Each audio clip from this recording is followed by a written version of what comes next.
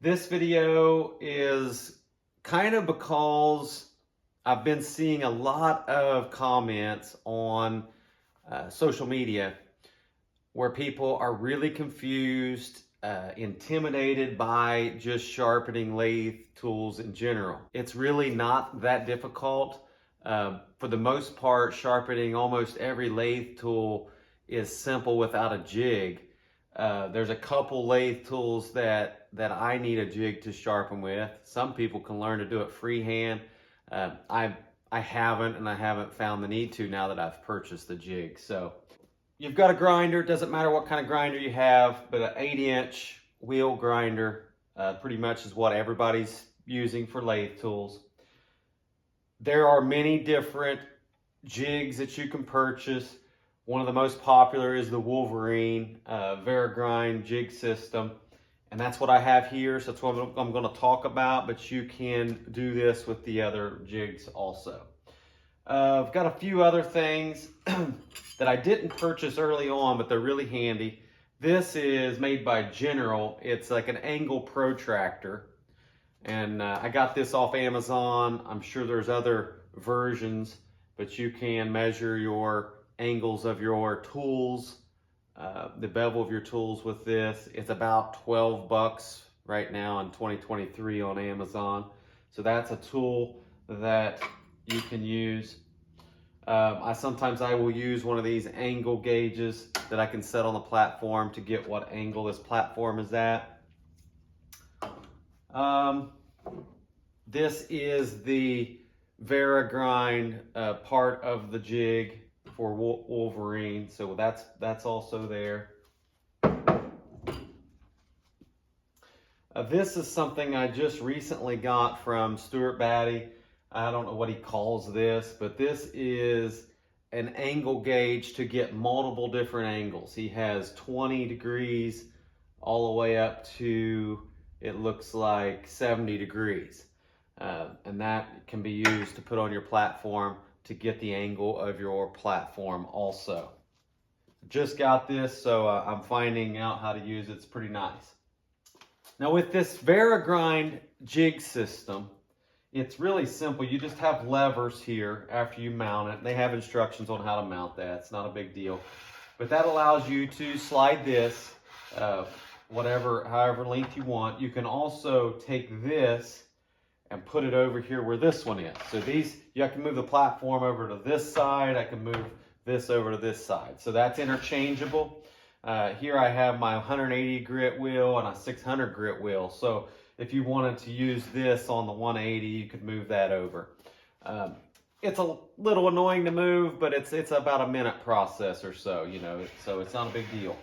Now, there are some really simple things you can do to simplify repeatability. That's why you have a jig, is so that you can get repeatability on sharpening at a specific angle. And so if you have a setup and you want it to be repeatable, what I did for years is I just took the way my tools were sharpened and I put them in here, and I just kind of eyeballed it until the bevel was riding flat on the wheel here. And then I would lock this in, and that would allow me to sharpen the tool. To get there fast, I made a little stick. You put it right in there, and now you move this out until it touches your wheel, just like that. Okay, just to where it just touches, and then you lock that in. Now that's repeatable. So if I move this over to this side, I can easily just take the stick and I can get this at the right distance so that it is perfect for my bowl gouge. Okay, so now that's perfect right there, the way I have my bowl gouges. Now, that specific measurement is not important, but maybe you don't have somewhere to start with. If you don't know where to start on sharpening a bowl gouge, because this is probably the main thing that you're using the jig for, it'll be a bowl gouge. I'm going to give you just some basic measurements. It doesn't have to be exactly how you set this up, but if you need to get started, we could get started that way. 7 inches and 5/16. You could do 7 1/4. You could do 7 3/8. It's going to get you close enough. You're going to be a degree off, right? So, but I am at 7 inches and 5/16. If you are in the metric system, I'm at 18.5 centimeters. So 18.5 centimeters. That is the distance that this jig is out to set up, okay? Now, I might take a picture and post this for you, but on the Varigrind jigs, and I'm gonna get here so I can make sure you can see this. On the Varigrind jig, okay, there's little tick marks. If I go to the back side, you can see it better. There's 1, 2, 3, 4, there's all kinds of tick marks. I have mine set up to where it's on the center of the third tick mark. 1, 2, 3. The center of the third tick mark is where I have my jig locked in. Okay. Now, once you lock that in and you get this set up to where you want, you will never touch that again. So you can adjust this a little bit if you want. Like you can adjust this different, and that may make you want to put this in a different tick mark. But if you set it up this way, it will work. I have not changed mine in 15 years. So I've been using basically the same angles and they work fine. I pretty much copied D-Way tools, the way he ships his gouges. That's what I use. Now, the other important thing on this jig, so you've got the distance that this is away, and then you've got which tick mark that this is locked in. The other important thing is the stick out, and that's how far this sticks out. And I better get you that measurement too. And I've got it here on a, it is 1 7/8 inches. I better get you in centimeters. 1 7/8 inches, which is, man, 4.7 centimeters. 4.7 centimeters. Okay, so that's the measurement for the stick out. And once you decide on that, there's a couple ways. You can drill a hole that's that deep, which you can shove your gouge in there so that you can lock this down at the right distance. I did that for years, and I don't prefer it. I prefer you setting up a block like this, and I would not use, I've got wood here, and the tips actually dig in just a little bit, so I really need to redo this. I would put a piece of aluminum or a piece of metal or a piece of maybe Formica or something that's a little harder than wood so that it doesn't cut in. But you shove this up against the wood, and then you make your platform flat there on the edge, and then you lock that down. So now I'm at that 1 7/8 stick out. So whenever you pull your gouge out, you lock this in. You make sure that this is at the right distance. And if you're doing a lot of bowl turning, using bowl gouges a lot, I don't really move this, okay? And I'll explain that later, why I don't move this. But I'm there. So I've always had this set up. This stays the same. So all I gotta do is put my gouge in, get the right stick out. I place it here. Now I'm at the right angle, okay? So that's how you get the jig set up for turning or for sharpening a bowl gouge. And this is a 5/8 inch bowl gouge, V-shaped bowl gouge. I'll take it out. This is a Thompson, and this is a 1/2 inch bowl gouge. And it's the same exact setup. So I don't want all my gouges to be different. This is my personal preference because I want to be able to just repeat everything, set it up, and this one's good to go too. So it doesn't matter what size your bowl gouge is, whether it's a 1/4 inch, 3/8, 1/2 inch, 5/8, 3/4. You're going to use the exact same jig setup to sharpen it, okay? Now, whenever you do go to sharpen your gouge, that gets your jig set up. Now the rest of bowl gouge sharpening with like an Irish grind or swept-back wings and all that is going to be, the shape of the gouge is going to be determined based on you, the sharpener. Okay, so if you stay on the tip too long, you're gonna take out the tip, and you're gonna have this big sharp thing that comes down and like almost like a divot in the tip of your gouge, and that's telling you that you're staying on the tip too long. Okay, now the wing here should have a convex shape like this. It should not come in a concave fashion. Okay, if it comes in a concave fashion, what's happening is you are staying on the wing too long. Okay, you're sharpening the wing too long. Okay, now if it's an extreme concave, then you're probably not staying on the wing long enough. So to fix that, you would just stay on the wing a little bit more to make that shape. And what I like to have is just a slight concave shape on the wing. Okay, just a slight concave shape. Hopefully we can see that. And it doesn't have to be perfect. I'm gonna look at the camera. You can see it's not perfect, but it's a slight concave shape.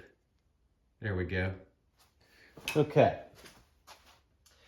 But it's all in your control there. So whenever you go to sharpen this gouge, I like to start on the wing, and I like to get the wing sharpened, and then I come across, and you stay on the tip a very short amount of time, and then you come back on the wing. This is a 600 grit wheel, and one of the things I tell people, one of the advantages of a 600 grit wheel is it is very user friendly for sharpening, because you don't have to be as quick sharpening and rotating through. So you can be on the tip a little bit here and not grind the tip away. If I did this on the 180 grit wheel, and you spend just a split second too long on the tip, it'll sharpen the tip too much. So the higher the grit, I should say, the lower the grit, the more aggressive the sharpening wheel, the harder it is to control the sharpening. So you just got to do things a little faster. Now with all of this, you're using a light touch. You do not need to like shove this tool into your sharpening wheel. You're just using a light touch, and you're rotating this through, light touch, okay? And you will be able to see, some people take a marker and mark their bevel so that they can see when they've sharpened the tip. If you have the old metal oxide wheels, one of the nice things about those is you could see the sparks. As soon as you saw sparks go over the edge of the tool, you knew that you got the tool edge sharp. With the CBN wheels, you really don't get those kind of sparks that are visible as much. So you have to kind of take the tool off and make sure that you got that new shiny metal to make sure that you got the tip or the whole bevel sharp, okay? But that's all in your control. Like I say, light pressure, a higher grit wheel will make this a little easier for a beginner to be able to sharpen their bowl gouges. Start wherever you want. I like to start on the wing. I get this wing, and then I'm rotating this. It's light pressure. And then I bring it on around. Light pressure. That's probably good enough. This is a 600 grit wheel, so sometimes it takes a little bit longer than if you were on a 180 grit or an 80 grit wheel. If you were on an 80 grit wheel, this wouldn't take long at all, especially on the tip there. But what's nice about the 600 grit wheel is I can sharpen as long as I did, and I'm not removing much material at all. And then sometimes I will leave this running, and I will grind the heel off, get rid of some of this excess heel. And I don't set anything up for that. I just kind of eyeball it, or just freehand it here. And take a little bit of that excess material off.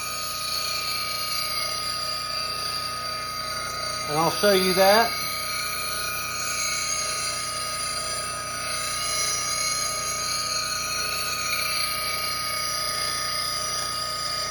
That's a preference thing. See if I can get that in the camera. See how I took a little bit of that excess off right there? And it's not super critical. All you're doing is shrinking the bevel down, right? Shrinking the bevel down from a 1/4 inch to like 1/8 of an inch so that you can make the turns better. Making your own tool handles is cool. I'm not saying that you shouldn't, because I kind of like it. I've got some tool handles that I've made, but I really like to be up here, like looking close at this bevel to see what shape I'm getting. And I like to rotate through the tip, but as you can see, I have to come all the way over here to do it, to get out of the way so I can rotate like this. Now you can get over here and you can kind of, which I'm kind of blocking you, but you could get over here, rotate that through, and you kind of come this way. But you see, you got to get out of the way of the handle, and it's a lot harder to control. So that's why I really like tool handles that you can remove, okay? And I've talked a lot about those. So these are the D-way handles. So if I'm turning, I got this big handle. To sharpen it, it's more difficult, I think. So now I can take this out, and I can put that in my jig. And then I can easily sharpen. So you get your stick out here, tighten it up, and now I can get right in here without this hitting me. I can really see what the bevel looks like and can control it a lot better. So that's my opinion. Makes sharpening a lot easier for me. Another tool that I use the Varigrind jig for is my detail spindle gouges. I'll be honest, I've never watched a video on how to sharpen a detail gouge. I've been using this Varigrind, the same setup as my bowl gouge, and I got good results.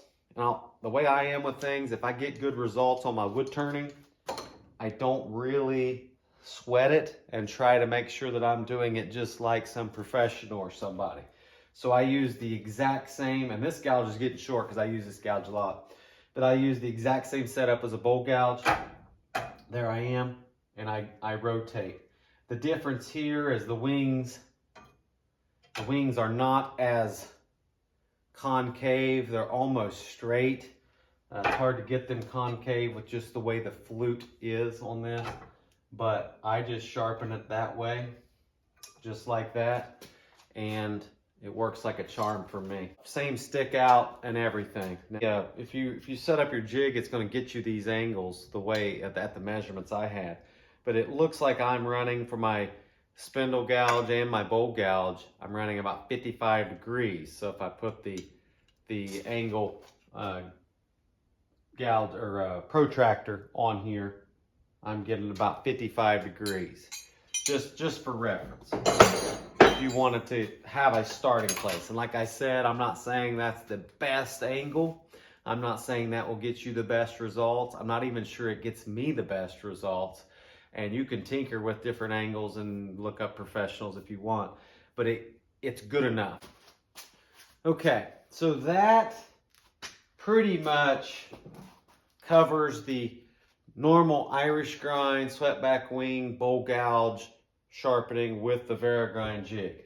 Okay, that's really the only need for this Varigrind jig part. Okay, to me, if you didn't have bowl gouges or spindle gouges that you were sharpening in the way I described with this Varigrind jig, you do not even need this part of the Wolverine jig or this part of the Wolverine jig.